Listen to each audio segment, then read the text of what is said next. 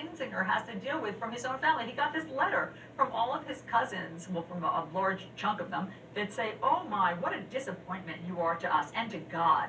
We were once so proud of your accomplishments, exclamation point. Instead, you go against your Christian principles and join the, quote, devil's army. You have embarrassed the Kinzinger family name, exclamation point. See what I mean? Do you get any What Christ are they? It's just cringeworthy to hear that somebody would write that and use faith as a centerpiece for it. But yeah, certainly, I've been shocked. Our family's been shocked at kind of the perspective that some folks have brought to us. But I got to tell you, Allison, the tide is turning, and we continue to receive additional, more and more, momentum behind folks encouraging us to just continue to do the right thing and to really try to step up. Right, there's a vacuum in leadership right now inside the GOP. And certainly there's going to be some folks to step up and fill that vacuum and help lead us into the future. One last point on this, because I hear your optimism, okay? And I know that you want to believe that this is a pivot point for Republicans. But then you hear Senator Ron Johnson. May I share with you his take on what happened on January 6th? He doesn't think that there was any armed insurrection. This didn't seem as if like an armed insurrection to me. I mean, armed, when you hear armed, don't you think of firearms? Mm-hmm. Here's questions I would like to ask. How many firearms were confiscated? How many shots were fired? I'm only aware of one. What do you say? I disagree more with that perspective. And see what I mean about these crackers, man? For the GOP, they don't match reality. And, you're damn right they don't match reality. Being as disappointed as I've ever been in the direction. There was opportunities for the president to step up over the 10 weeks leading up to those events and during that day to step up and to lead the party in a different direction, and it didn't happen. I want to ask you about the investigation by the Fulton County prosecutor. She sent a letter to you about that phone call that President Trump made, demanding the Secretary of State find more votes. She's asked you to preserve documents related to that. Do you have emails related to that call? Well, we'll certainly cooperate with the district attorney's letter that she sent us, and certainly our office doesn't really have much interaction with those events. There was some hearings that the state Senate held, but those are individually arranged by the chairs and by the individual senators. But, look, we'll support, we'll work with the investigation for sure, but speaking to the legalities of that, we'll let them do that. But I am, once again, disappointed with the way that conversation went, as you and I have talked about. I just think it was inappropriate. But are you, I guess what my point is that, is it a tall order? Is it a tough ask to hand over that stuff? Has some stuff already been deleted from that phone call? We didn't, like I said, I don't think we have anything inside our files, but our entire staff has been alerted that if there is any information regarding that in communications, to certainly preserve that. I also want to ask you, David Perdue, who lost the race, as you know, but though you, I think, supported him, has announced that he's going to rerun against Senator Raphael Warnock this time. So he lost to John Ossoff, and he's going to run again. Do you think it's going to be different 2 years from now?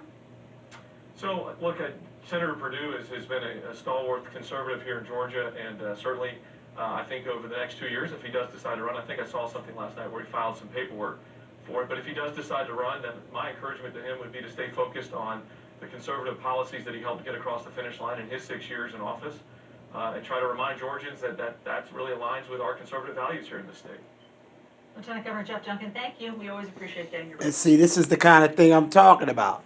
We can't rely on them to do the right thing.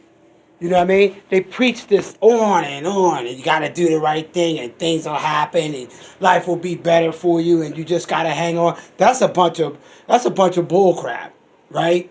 All they care about is making sure that they keep power and that the life that they have had all these years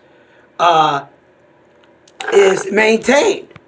And until we as black folk, until we as citizens of the United States keep not only hold them accountable for the things that they've said, but keep trudging forward to keep that kind of thing out. We can't allow this to continue. Our lives in this way, our lives moving forward is predicated on us acting at the polls, us keeping people like, you know what I mean, Kinzinger, the Kinzinger family from taking power back again. Because all we have to do is be complacent. All we have to do is just sit on our couch and kick back on our laurels. It's not going. It's, you know what I mean. We got this one victory, this election cycle, but they still out there lingering. I don't care nothing about them 74 million Republicans that lost. In that vein, but in the vein that they're still out there, in the vein that we have to still maintain our strength, maintain our fortitude, maintain the charge to keep these people out, to make the country a more perfect union. We got to get to the polls. We got to do the same thing we did to get Biden in there. We got to do the same thing that we did to get to turn those two Georgia seats around. Don't never think that pulling yourself up by your own bootstraps is an evil. Ask the dead men of the 54th Massachusetts. And I keep going back to them because they were the starting point. They were the beginning of us having to fight for our freedom.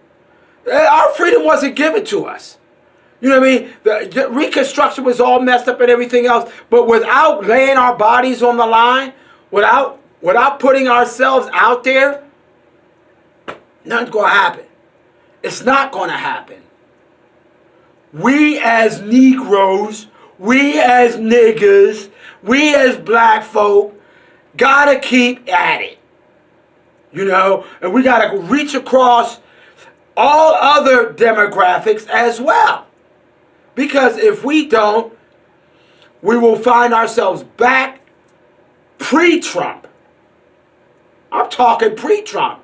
Yeah, you don't know things, you thought things was getting better, and then Trump came along and showed you, nigga, things ain't gotten better. You know what I mean? Ain't nothing changed with us. We'll do anything to hold power, and we don't care. You know what I mean? In the Senate, we don't care that you see us front and center with it. Don't take my word for it. All you got to do is see what happened in the Senate. 7. Mitt Romney and 6 others. That's it. I'll see you next time.